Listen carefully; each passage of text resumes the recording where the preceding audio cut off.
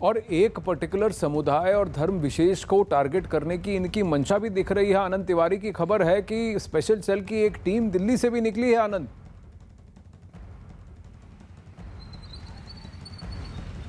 जी देखिए आनंद, अभी टीम निकली नहीं है, लेकिन दिल्ली पुलिस की जो एक टीम है वो जरूर लखनऊ जाएगी। और जो जानकारी मिल रही है सोर्सेज से कि कल देर शाम तक या परसों सुबह एक टीम लखनऊ जाएगी और वहां पर अलकायदा के आतंकवादियों से पूछताछ करेगी। जैसा कि मैंने पहले ही बताया कि 2015 में जो एक AQIS का मॉड्यूल पकड़ा गया था, उसमें कुछ आतंकवादी फरार हो गए थे जो पाकिस्तान में छुपे हुए हैं, और कुछ 2 आतंकवादियों को जो संभल के रहने वाले थे दिल्ली पुलिस की स्पेशल सेल ने गिरफ्तार किया था।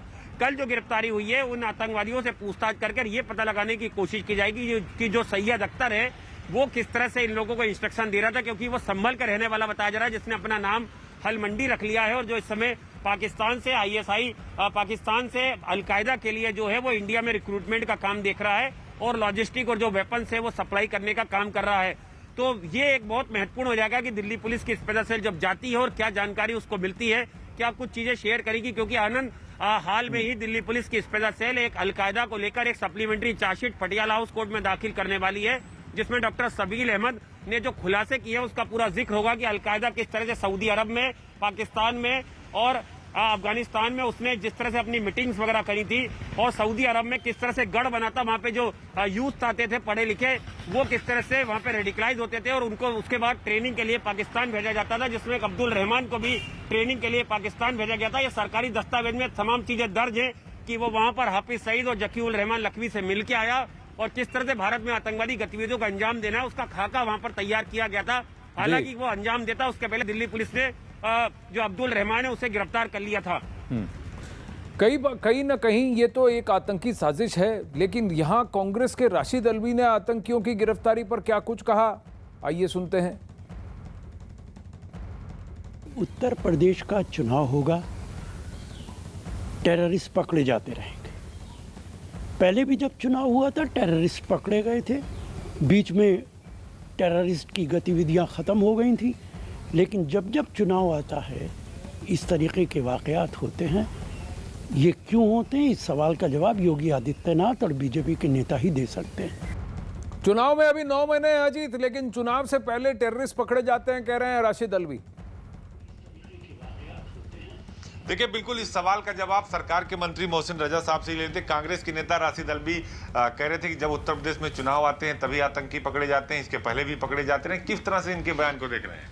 देखिए, ये वो लोग हैं जिन्होंने देश का बंटवारा किया, जिन्होंने आतंकियों को महिमा मंडित करने का काम किया, जो ओसामा बिन लादेन को ओसामा साहब कहकर बुलाते थे, जो कहना चाहिए जो लखवी था उसको लखवी साहब कहकर यही नेता जब कभी प्रेस कॉन्फ्रेंस में बैठते थे तो कौन लोग सम्मानित करके कौन महिमा मंडित करता था प्रदेश और देश में आतंकियों को। तो इनसे यही उम्मीद की जा सकती है। ये सुरक्षा से जुड़े मुद्दे को इतना हल्के में लेते हैं क्योंकि इन्होंने आतंकियों की भेंट चढ़ा रखा था देश को।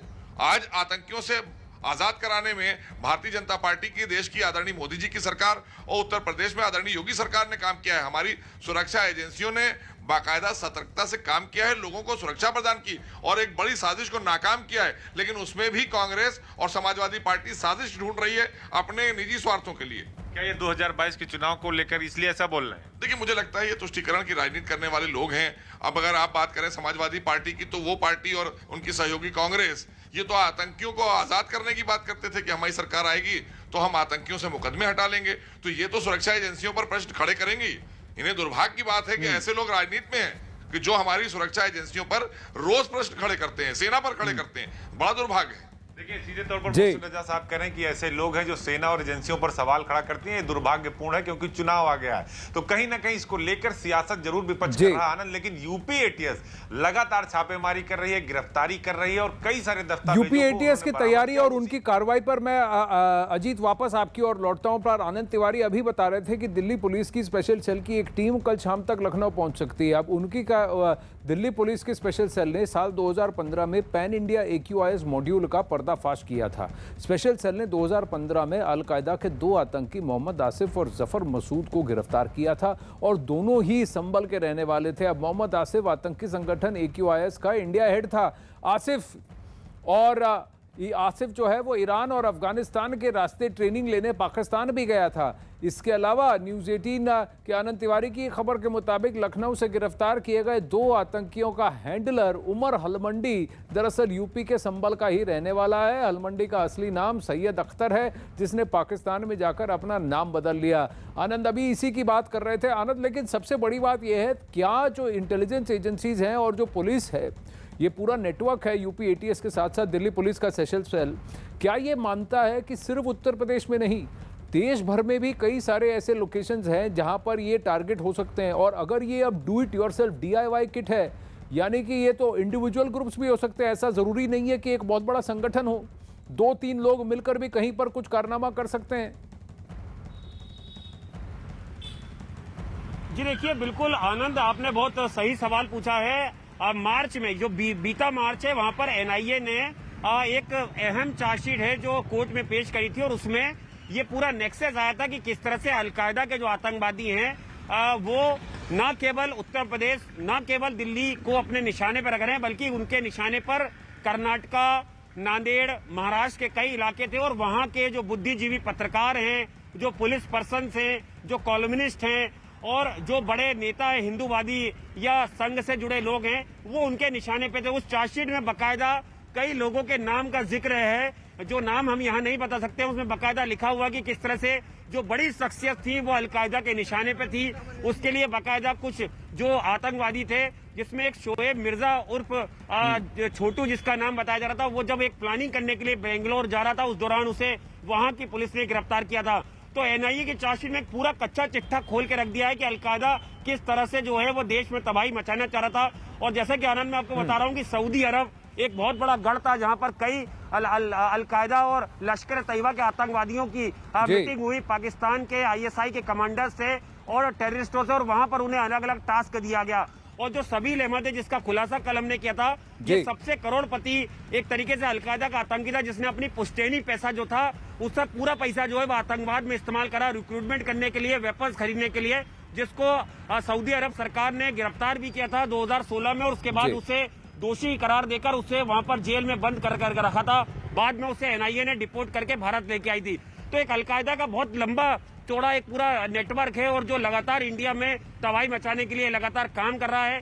और उसी के सिलसिले में कल एक जो बड़ी गिरफ्तारियां 2 हैं वो लखनऊ से हुई हैं। जाहिर तौर पर एजेंसियां इसमें एक और डायनेमिक या एक डायमेंशन की बात है जहां पर ये वो ताकतें हैं जो कि किसी एक संप्रदाय के खिलाफ, एक विरुद्ध एक माहौल खड़ा कर वहाँ पर समुदाय के अंदर वैमनस्य पैदा करने की कोशिश कर रहे हैं और इनके अंदर कूट कर एक ब्रेन वॉश कर एक समुदाय, हिंदू समुदाय के खिलाफ। और देखिए जितने भी इनके पास मैप्स आए हैं उसमें सब जो हैं हिंदू इंस्टॉलेशन, धार्मिक स्थल हैं जिनके नाम वहाँ पर लिखे गए हैं, जिनके इन्होंने जो है मैप्स जला दिए हैं। अब वहीं पर आनंद तिवारी की यही खबर के मुताबिक कल गिरफ्तार किए गए 2 संदिग्ध आतंकियों में से एक संदिग्ध आतंकी 5 साल तक सऊदी अरब में रहा। इसी दौरान सऊदी में अलकायदा और लश्कर से संबंध रखने वाला आतंकी डॉक्टर सबील अहमद भी भारत के खिलाफ एक बड़ी साजिश रच रहा था।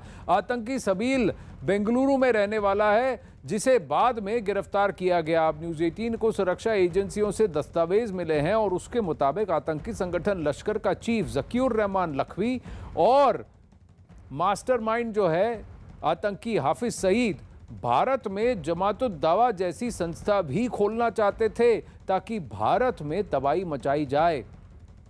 अब आतंकी सबील ने इस दौरान एक आतंकी अब्दुल रहमान को पाकिस्तान भी भेजा, जहां उसकी मुलाकात ज़कीउर रहमान लखवी और हाफिज सईद से करवाई भी गई थी। अब दिल्ली एटीएस इस मामले में लखनऊ में पकड़े गए संदिग्धों से पूछताछ भी करना चाहती है।